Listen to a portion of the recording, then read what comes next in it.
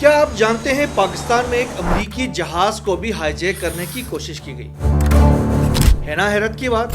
لیکن حقیقت یہ ہے کہ ایک امریکی جہاز کو کراچی کے ایئرپورٹ پر ہائی جیک کرنے کی کوشش کی گئی۔ ہائی جیکروں کی یہ کوشش تو ناکام ثابت ہوئی، لیکن یہ فضائی حادثات کی تاریخ کا ایک خطرناک ترین واقعہ تھا۔ Hijacking of Pan Am Flight 73. The hijacking ended as quickly as it began. The Pan Am jet in Karachi, Pakistan. متاثرہ جہاز بھی کوئی معمولی فضائی کمپنی کی نہیں تھی، بلکہ دنیا کی سب سے بڑی فضائی کمپنیوں میں سے ایک پین ایم 73 کی تھی۔ ہائی جیکرز کون تھے اور اس جہاز کو کیوں ہائی جیک کرنا چاہتے تھے؟ ہائی جیکرز جہاز میں کیسے داخل ہوئے؟ طیارے کی منزل کیا تھی؟ ہائی جیکرز جہاز کو اغوا کرنے میں کیوں ناکام ہوئے؟ اس سارے واقعے میں کتنی جانیں چلی گئی؟ اس غیر معمولی سانحے کی دل ہلا دینے والی کہانی ہم یہاں آپ کو بتائیں گے۔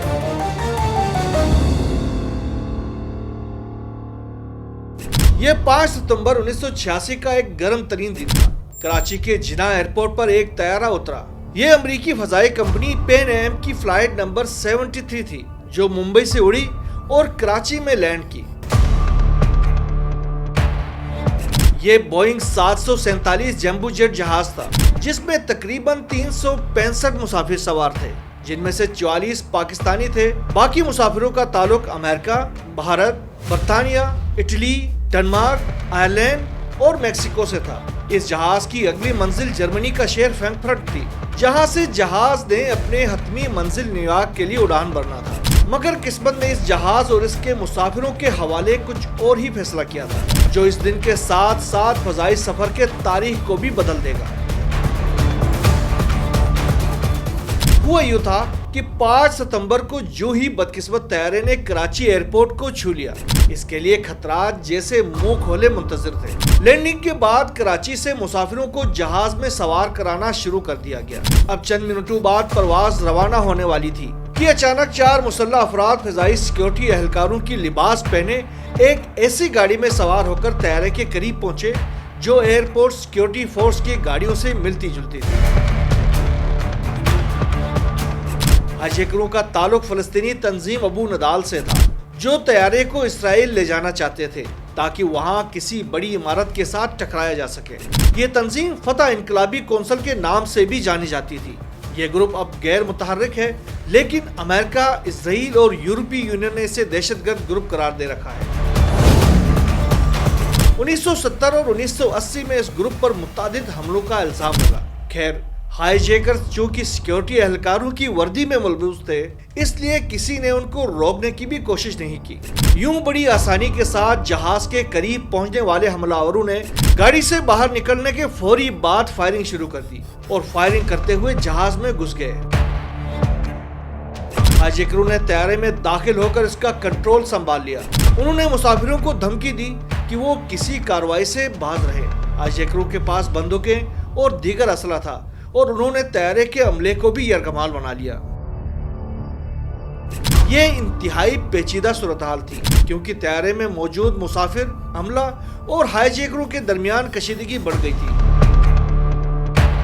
بھارت سے تعلق رکھنے والی 23 سالہ پرکشش اور مشہور ماڈل نیرجا بانوت اس وقت کیبن کے عملے کی سب سے سینئر ممبر تھی، لیکن جتنی وہ حسین تھی، اس سے زیادہ ذمہ اور بہادر تھی۔ ہائی جیکنگ کا شعبہ ہوتے ہی اس نے اپنے ہوش و حواس کو قابو میں رکھا اور جہاز کے کپتان ولیم کلینکا اور معاون پائلٹس کو خبردار کیا، جو کہ جہاز کی چھت پر موجود روزن کے ذریعے فوراً جہاز سے فرار ہو گئے۔ ادھر پاکستانی سیکیورٹی فورسز بھی فوری طور پر متحرک ہو گئی اور ایئرپورٹ کے ارد گرد محاصرہ کر لیا۔ اس دوران پاکستانی فوج کے کمانڈو فورس نے طیارے کے ارد گرد اپنی پوزیشنیں سنبھال لی۔ جہاز کا عملہ، جن میں بھارتی نژاد نیرجا بھانوت، نوپر ابرول، شیرین پون، سن شائن ویزویلا اور دلیپ بیڈجائی سمیت دیگر شامل تھے، نے ہمت اور بہادری کی ایک اعلیٰ مثال قائم کی۔ کپتان اور پائلٹوں کے فرار کے بعد جہاز کی کمان سینئر ترین رکن 23 سالہ نیرجا بانوت کے پاس تھی۔ ہائی جیکروں کو یہ جان کر شدید شوق پہنچا کہ جہاز اب اڑنے کے قابل نہیں ہے۔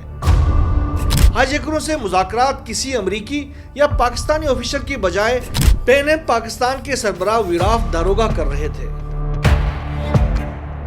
हाईजैकरों का मुतालिबा था कि उनको पायलट दिए जाएं और अपनी संजीदगी दिखाने के लिए उन्होंने भारतीय नजात अमरीकी शहरी 19 साला राजेश कुमार को मुसाफिरों और मुज़ाकरात कारों के सामने सर में गोली मारकर जहाज से बाहर फेंक दिया। हाईजैकरों ने निर्जा को कहा कि तमाम मुसाफिरों के पासपोर्ट इकट्ठे करके उनके हवाले किए जाएं। निर्जा को अंदाजा हो चुका था कि उनका मकसद अमरीकी मुसाफिरों की निशानदेही करना है, इसलिए उसने अमरीकी मुसाफिरों के पासपोर्ट छिपा दिए। जहाज में किसी अमरीकी मुसाफिर को न पाकर हाईजैकरों ने बरतानवी शहरियों को निशाना बनाने का फैसला किया। उन्होंने बरतानवी शहरी माइक थेगिस्टन को बुलाया और अपने सामने घुटनों के बल बैठने को कहा। उन्होंने धमकी दी कि अगर कोई जहाज के करीब आया तो वो माइक को मार डालेंगे। हाईजैकर जैद अल लतीफ मसूद अल सफरीनी ने माइक से पूछा कि क्या तुम शादीशुदा हो? माइक ने बताया कि उसकी एक गर्लफ्रेंड है। माइक के मुताबिक सफरीनी ने कहा कि मुझे इस सब पर अफसोस है, मगर इन अमरीकियों और इसराइलियों ने मुझसे मेरा वतन छीन लिया है। ये सब अच्छा नहीं हो रहा है। माइक कहता है कि चंद घंटे बाद माइक को इसकी सीट पर वापस भेज दिया गया। वक्त गुजरता रहा और रात हो गई। इस दौरान निर्जा बानोद ने जहाज की हिदायती किताब से जहाज का दरवाजा खोलने के तरीके पर मुबनी सबा फाड़ दिया और एक रिसाले में उसे रखकर दरवाजे के करीब मौजूद मुसाफिर को थमा दिया और इसे रिसाला गौर से पढ़कर उसे बंद करके अपने पास ही रखने के लिए कहा। रात 9 बजे जहाज को बिजली सप्लाई करने वाले यूनिट में खराबी पैदा हुई और बत्तियां बंद हो गई और इमरजेंसी लाइट्स जल उठी। हाईजैकर घबरा गए। उनके ख्याल में जहाज पर कब्जे के लिए कमांडो ऑपरेशन शुरू किया जा चुका था। उन्होंने मुसाफिरों को जहाज के दरमियानी हिस्से में इकट्ठे होने का हुक्म दिया। एक हाईजैकर ने दुआ मांगी और दूसरे हाईजैकर की धमाका खेज बेल्ट पर फायरिंग शुरू कर दी, लेकिन अंधेरे की वजह से उसका निशाना चूक गया और एक छोटा सा धमाका ही हो पाया। हाईजैकरों ने मुसाफिरों पर फायरिंग शुरू कर दी और अपने अपने हैंड ग्रेनेड फेंकने की कोशिश की, मगर मुसाफिरों को दोबारा अंधेरे ने बचा लिया और ग्रेनेडों की पिनें पूरी तरह न खींची जा सकी। जहाज के एक दरवाजे पर मौजूद फ्लाइट अटेंडेंट ने दरवाजा खोल दिया और मुसाफिरों ने 15 फुट की बुलंदी से नीचे छलांगे लगानी शुरू कर दी। जिस मुसाफिर को निर्जा ने रिसाला थमा दिया था वो भी अपना दरवाजा खोलने में कामयाब हो गया और उसकी सेफ्टी स्लाइड भी खुल गई। निर्जा ने खुद बाहर निकलने की बजाय मुसाफिरों को बाहर निकालने की कोशिश की। एक रवायत यह है कि वो 2-3 बच्चों को गोलियों से बचाते हुए अपने जिस्म की आड़ में रखे हुए थी। उसे गोलियों की ब्रस्ट लगी और वो मारी गई। हादसे में 22 मुसाफिर मारे गए और 150 के करीब जख्मी हुए। ये सिलसिला उस वक्त थमा जब दहशतगर्दों की गोलियां खत्म हो गई। हलाक होने वालों में अमेरिका, भारत, पाकिस्तान, बरतानिया और मैक्सिको के बाशिंदे शामिल थे। जहाज की अगवा होते ही ब्रिगेडियर तारिक महमूद की सरबराही में पाकिस्तानी फौज के कमांडोज का एक दस्ता जहाज में दाखिल होकर हाईजैकरों को गिरफ्तार कर लिया। उनको सजाए मौत दी गई, जो कि बाद में उम्र कैद की सजा में बदल दी गई। निर्जा बानोद को उसकी बहादुरी के एतराफ में सदर पाकिस्तान जनरल ज़िया-उल हक ने तमगे पाकिस्तान दिया, जबकि भारत ने भी उसे बहादुरी के सबसे बड़े शहरी एजाज अशोक चक्र से नवाजा।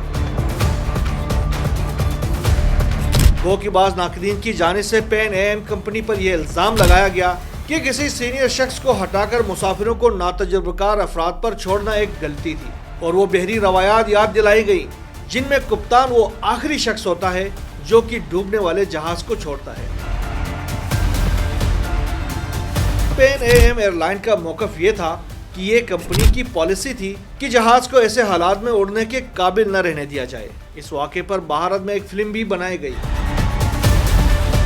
ये वाक़या कई दहाइयों तक इन अफराद की जिंदगियों को मुतासिर करता रहा।